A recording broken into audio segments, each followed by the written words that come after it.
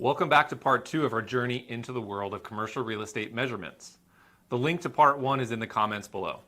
In part 1, we discussed some important terms.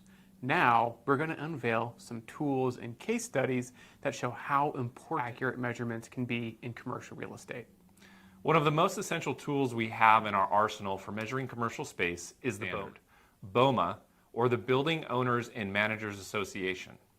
That's right, Kyle. They set the international measurement standard covering all types of commercial properties.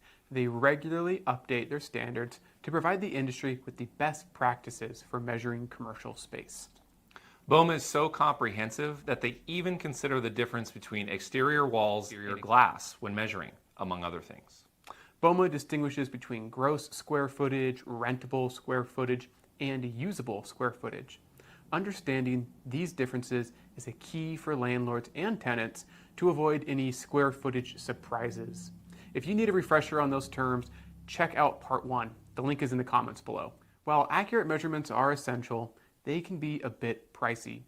The cost for high quality measurements can range from 60 cents to $3 per square foot. So it's a matter of asking, is it worth the investment? There are alternative methods, manual measurements, 3D scans, and using tax records. May not be as accurate. That can lead to problems down the road, especially for landlords. Now, a real-world example. Imagine a fully leased, multi-tenant office building with 20,000 rentable square feet. The original measurements were done manually, ignoring the common areas and the thickness of walls. Because the landlord was only charging on the usable square feet, the landlord lost $4,000 annually in net operating income and a whopping $675,000 in property value when the property sold. Ouch. In another scenario, the team did a 3D scan. It was detailed, but it was missing some common areas. Ignoring the load factor would have cost that landlord another $50,000 in net operating income each year and a dropping $770,000 at the time of sale. When it comes to CAMA reports, they can be useful for some purposes, but might not be accurate when determining the sizes of individually leased spaces.